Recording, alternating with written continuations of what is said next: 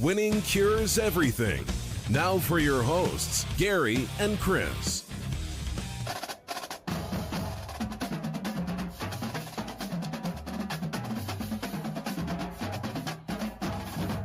Welcome in, Winning Cures Everything. It is the Thursday, December 30th edition of the show.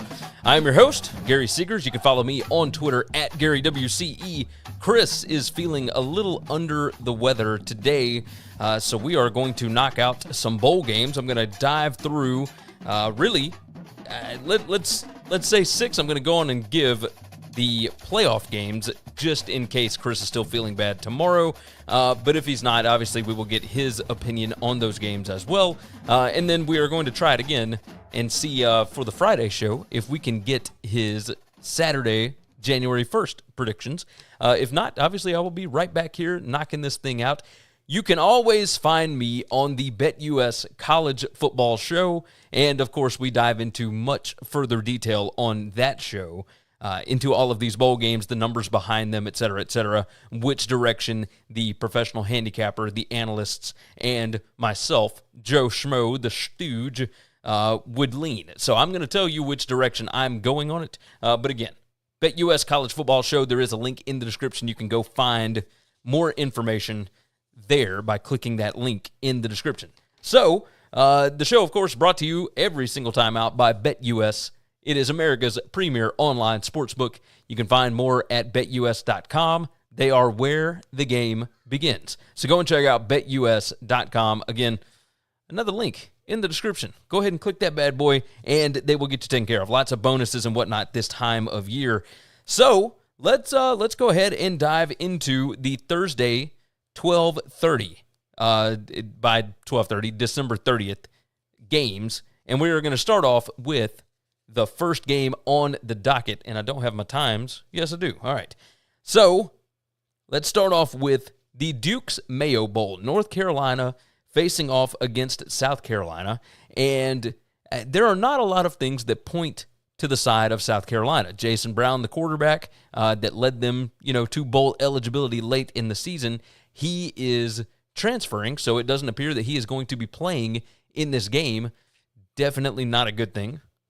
Definitely. No idea who's going to suit up. I would imagine Zeb Noland, but there was talk that he could be out for the rest of the season, so who knows? Who knows what South Carolina is going to be doing at the quarterback position? Luke Doty, I believe, was ruled out for the rest of the season. So who knows? How is South Carolina going to be able to score? On the other side, Sam Howell, the preseason Heisman favorite quarterback for North Carolina, who didn't exactly have an ideal year, he is going to be playing, along with all those running backs that had such a potent rushing attack for the North Carolina Tar Heels. The line right now is North Carolina minus 9.5. And I think I'm going to take this anywhere under 10. I like North Carolina by 2 touchdowns here. I think they're fired up for this game. It's an 11:30 a.m. Eastern time game on ESPN. This just certainly seems like a spot where North Carolina is going to be fired up. South Carolina, while they did have an incredibly successful season, I don't know what they're going to be able to do in this game to give them a shot to win. So I would expect that North Carolina finds a way to score quite a few points in this one, especially in Sam Howell's potentially final game with the Tar Heels.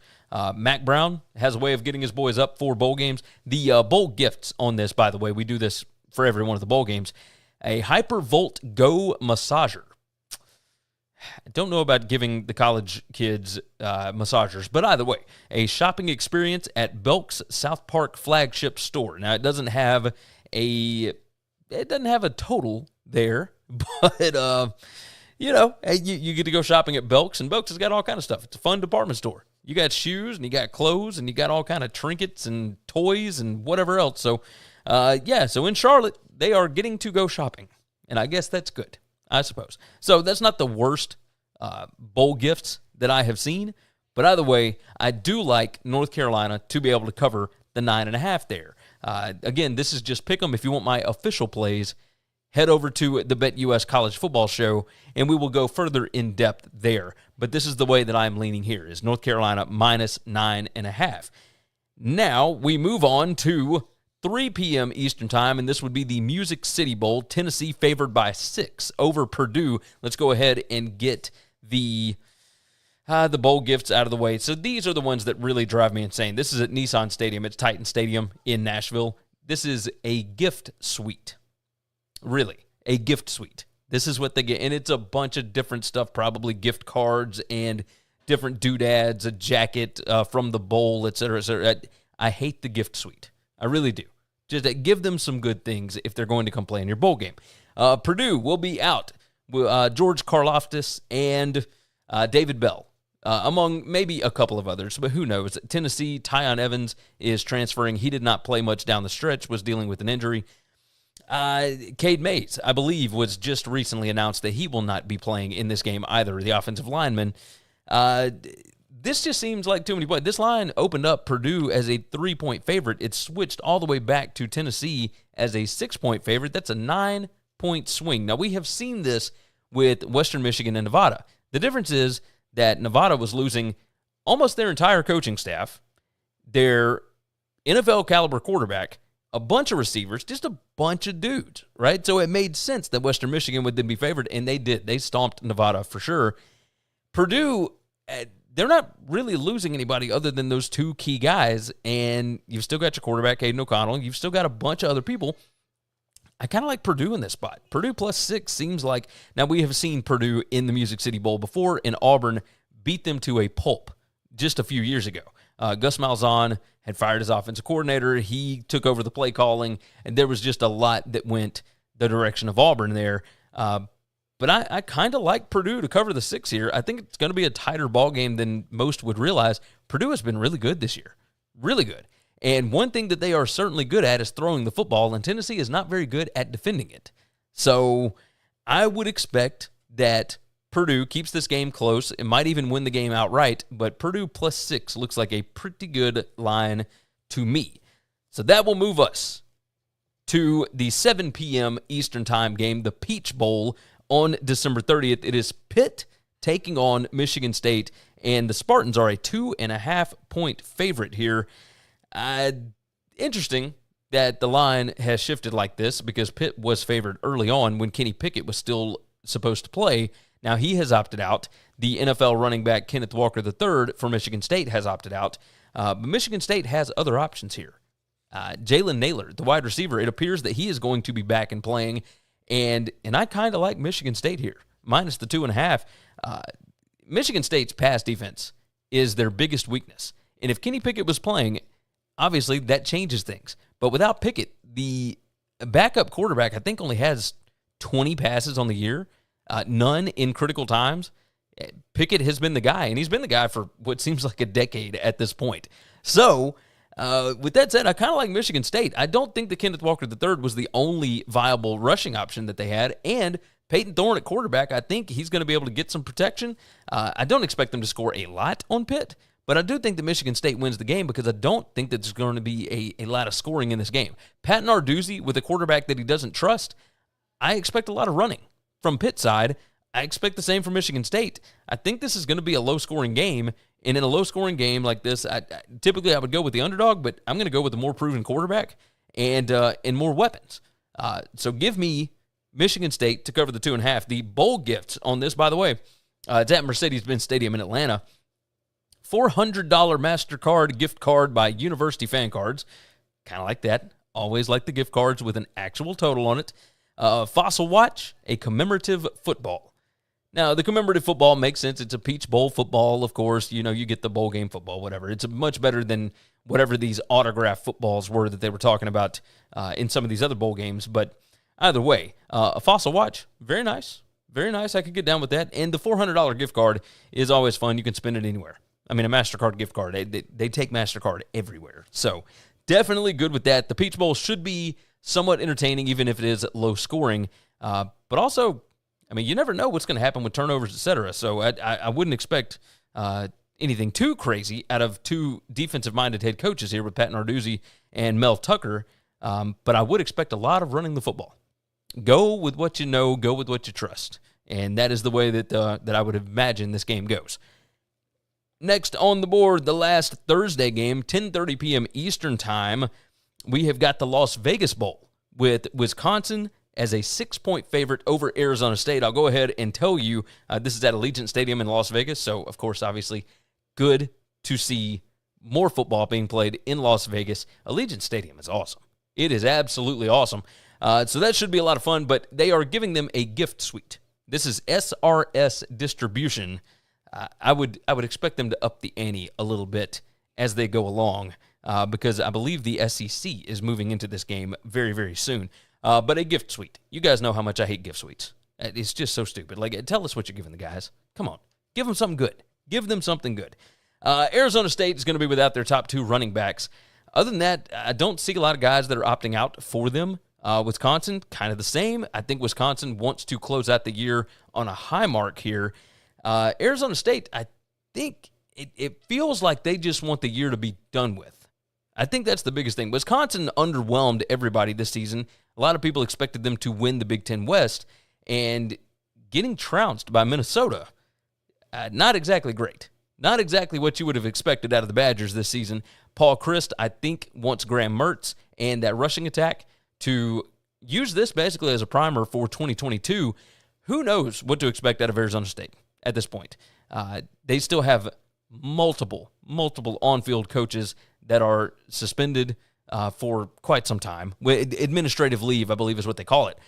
But this team, with their 2 best rushing options out, the offensive line, I think, is still good. But, I mean, you're down to your 3rd-string guy. I just don't expect them to be able to do a whole lot against Wisconsin, whose strength on defense is actually against the rush. That's the way that I'm taking this. I think Wisconsin wants this one more. I'm going to take them to cover the 6 here. But again, it's Vegas. Who knows? Like, I bet it doesn't seem like many of those guys that play for Wisconsin spend a whole lot of weekends in Vegas. So we'll see. We'll see what Vegas does to them. Bowl games are a weird, tricky, finicky beast. Moving on from there, we move to the Friday slate. We will start off with, and these are 2 games that had to be kind of put together in the last week. Starting off, New Year's Eve, 11 a.m. Eastern Time, the Gator Bowl, Wake Forest taking on Rutgers, and Wake is favored by 15 points here. 15 points. Rutgers just got back to campus around Christmas Eve, Christmas Day, somewhere around there, so that they could actually come play this game. They are a 5-7 team. They have not been great. They are good at stopping the rush, but what Wake Forest does not do very much is rush the football. I believe I heard a stat that Sam Hartman, the quarterback for Wake Forest, 70% of his passing yards are air yards. That is an incredible stat. I could not believe it when I heard it. They have a really weird offense that it takes longer to prepare for than just, 6 days or whatever it's been since the team got back together at Rutgers. They haven't played in a while. They haven't practiced. They're not really in game shape, I don't believe, but Rutgers wanted the opportunity. And while it's 15 points and you really want to give them an option there, obviously Rutgers, I think would be pretty successful against the ACC if this were a typical situation. I think Rutgers just wanted the bowl trip, and I don't blame them. You get to go down to Jacksonville, hang out. I mean, in New Jersey right now, it is cold. I don't imagine that Rutgers will be able to score many points on Wake Forest, as bad as that Demon Deacons defense actually is.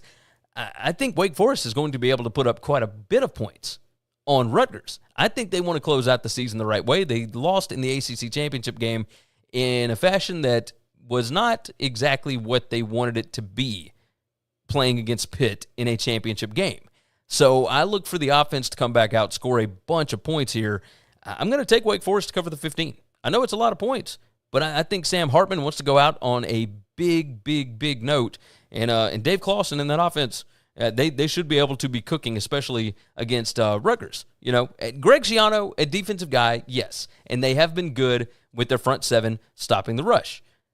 Again, Wake Forest doesn't run the football. So the bowl gifts on this, by the way, it's at TIAA Bank Stadium in Jacksonville. Maui Jim's sunglasses fitting, Fossil watch, waterproof Bluetooth speaker, noise-canceling headphones, a power bank, and a Tile Bluetooth wireless tracker. These are all practical. These are all good. I like this. This is good. Tax Layer Gator Bowl, pretty good. I can get down with those bowl gifts. We move on to the 12 p.m. Eastern Time slate with the Sun Bowl. This one's going to be on CBS. Washington State, a 7.5-point favorite over Central Michigan. Central Michigan was supposed to be in the Arizona Bowl. Boise State had to back out of that one. Washington State was supposed to play against Miami. Miami had to back out of that. Obviously, you all know about the COVID protocols, all that kind of stuff, right? Central Michigan, by moving to this game, their payout in the Arizona Bowl was $175,000. Their payout in this game is $2.3 million. Now, that goes back to their conference to be distributed amongst the conference members. But that's still a huge, huge pay increase. That is a massive, massive proposition. And they're going from Albuquerque, New Mexico, over to, I believe it's Albuquerque. Either way, they're in... Nope. They're somewhere in Arizona because obviously it was the Arizona Bowl. It's only a 4-hour drive to El Paso, Texas. Let me say that, okay? I believe that Central Michigan is excited about this. This is the biggest bowl game that they have ever played in the history of the football program. The Sun Bowl is a big-time traditional bowl. And no, they haven't had exactly great matchups recently. And El Paso, not, exactly where people want to be spending their bowl season. However, it can be warmer. It can be a lot of fun. There's a lot going on there. Again, bigger pay increase. You get to play a Power 5 school. Central Michigan has had success against Power 5 schools this year as well. Daniel Richardson, the quarterback, I think will be able to have some success against Washington State. Jake Dickert is the interim head coach and now the head coach. They have had a fun year. Their running back, Max Borghi, is out for this one. Their backup running back is out. Their starting left tackle, dealing with an injury. He's not playing. Washington State, while they do want to end the season on a good note and whatnot, I don't know that they know exactly what to expect from Central Michigan. I think Pimpleton and that bunch from Central Michigan are going to have a lot of fun in this ball game, and I think they're going to be able to put up points. So I think 7.5 is too much. Central Michigan is a 7.5-point underdog. I will take the chips in this one to be able to handle Washington State, and I think they could actually win the game. I really think they could. Getting to the bowl gifts. Now let's talk about this. Here we go. A gift suite. You guys know how I feel about that. A Majestic Pro Base fleece pullover. That's interesting. A Timely watch. An Ogio Excelsior backpack. That sounds fancy as hell. A baseball cap and a souvenir coin. So I can get down with this. Sun Bowl kind of goes out a little bit. So you toss in the gift suite along with some other cool stuff. Totally fine with that. That seems perfectly reasonable. I will take that. That seems good. So again, I will go with Central Michigan to cover the 7.5. I like Daniel Richardson. I like what Jim McElwain has got going on there. Washington State, a lot of fun to pull for. This will be a fun game because it is two teams, one, that are a lot of fun to watch play already, but they're fun to root for. The stories behind both of them are really cool, so this one's going to be very interesting to watch. Now, let's dive into the playoff games. I'll go ahead and give you mine just in case Chris is not well enough to go for the Friday show, but let's go ahead and discuss. Let's go ahead and discuss. New Year's Eve, 3:30 p.m. Eastern Time, the Cotton Bowl, the college football playoff semifinal, Cincinnati taking on Alabama, and the Tide are a 13.5-point favorite. The Cotton Bowl would not disclose publicly the gifts that they give to their teams. That is an interesting way of going about it. I will tell you that. So who knows what the bowl gifts are here. I will go ahead and tell you the direction that I think that this game is going to go. I think Alabama is going to win. I think Cincinnati is going to cover. I think Cincinnati is a really, really good football team. What you saw from Alabama against Georgia is not the Alabama that you have seen all season. Now, did Alabama find a way to just flip a switch? Possibly. We've seen it from them before. We've seen it from other teams before. When they get into a crisis situation where it is win or go home, obviously Alabama has the players and the wherewithal to flip that switch and completely dominate players. I understand. Or completely dominate the other team. I get that. Cincinnati's a really good defensive football team. I think they'll be able to make Bryce Young uncomfortable. I don't know how the Alabama offensive line is going to work in this game. I don't think Georgia brought a ton of pressure because I don't think they felt like they had to manufacture it. I think they thought they could get pressure with 4 down linemen, and the switch to the third-string center for the Alabama offensive line, that obviously made a massive, massive change. So the Alabama offensive line played better against Georgia than they have really anybody else. I don't know that Cincy has the depth. I don't know that Cincy has the strength in the trenches to be able to handle Alabama enough to win a ball game. I do think they can get in there and do just enough crazy stuff with Desmond Ridder at quarterback, with him running the ball, etc. They can find ways to get points and make Alabama uncomfortable, both on offense and defense. The thing that I think is going to win the game for Alabama, I believe, will be their tight end play. Cameron Latu and Jaleel Billingsley, I think, are the 2 weapons that Cincinnati on defense does not have an answer for. Obviously, everybody has talked about Sauce Gardner and Kobe Bryant, the defensive backs. I think they are going to be fine against Alabama's wideouts. I don't believe there's anybody in the middle of the field for Cincinnati that can handle Alabama's tight ends.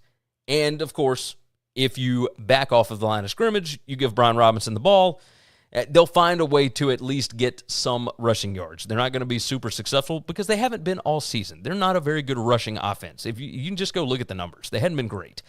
They cannot get 3rd and 1 when they need 3rd and 1. Now, I don't know that that's the case against Cincinnati, but either way, I think Cincy has a chance to win this game. I really do. If you make Bryce Young, you get a couple of turnovers, and you really, really make this thing tight, Cincy's got a chance to win. So I'm going to take Cincy plus 13.5 because it feels like it's just way too many points here. So I will certainly ride with the Bearcats on that.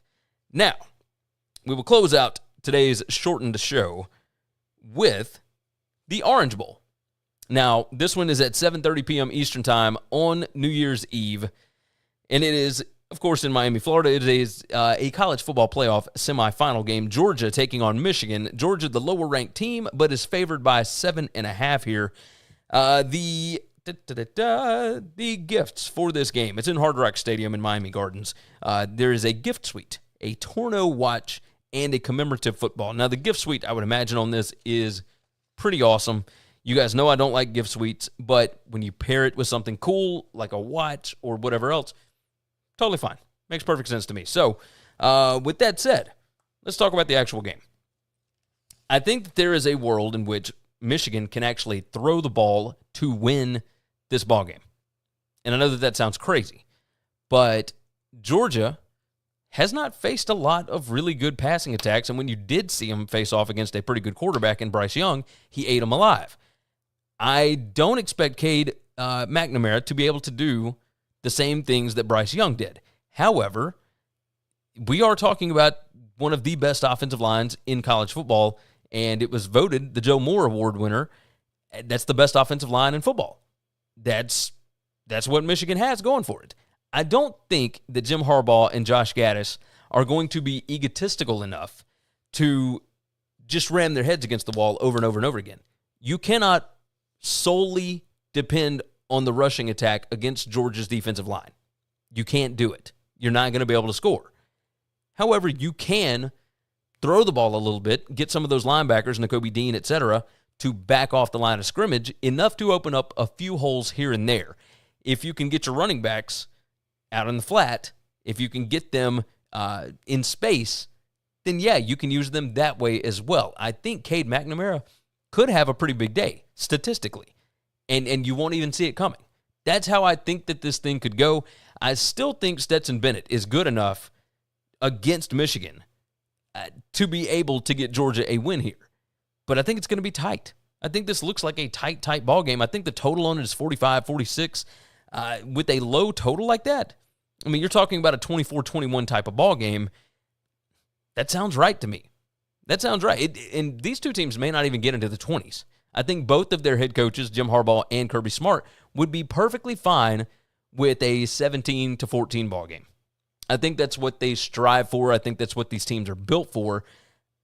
I think in a tight game where there's not a lot of points, 7.5 is too much. So I will take the Wolverines to cover the 7.5. I do think Georgia wins, but I do like Michigan to cover here. So, with that said, I think we're going to go ahead and get out of here.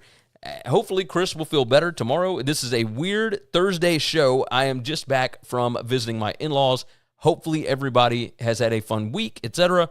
But I am going to go ahead and get out of here because I have more things to do. So hopefully Chris is feeling better, and we can knock out maybe some NFL picks, etc. before the weekend. You guys have been fantastic. Head over to BetUS.com. Head over to the BetUS College Football Show. There's links in the description for both of those. Go ahead and knock it out. Go to winningcureseverything.com. I certainly appreciate all of you, especially around the holidays. The site numbers have just been through the roof. The subscribers and whatnot have been awesome. You guys have been great. Thank you for doing that. Continue to subscribe, like the video, share it out, tell your friends about it, all that. I would certainly appreciate that. Now, with that said, take care of yourself, take care of each other, and hopefully all of your tickets cash this week. Thanks for checking out Winning Cures Everything. If you want to keep up with us, hit subscribe on YouTube or your favorite podcast app. Visit the website at winningcureseverything.com, or you can like us on Facebook or follow us at Winning Cures, at Gary WCE, or at Chris B. Giannini on Twitter. Share out the show, leave a nice review.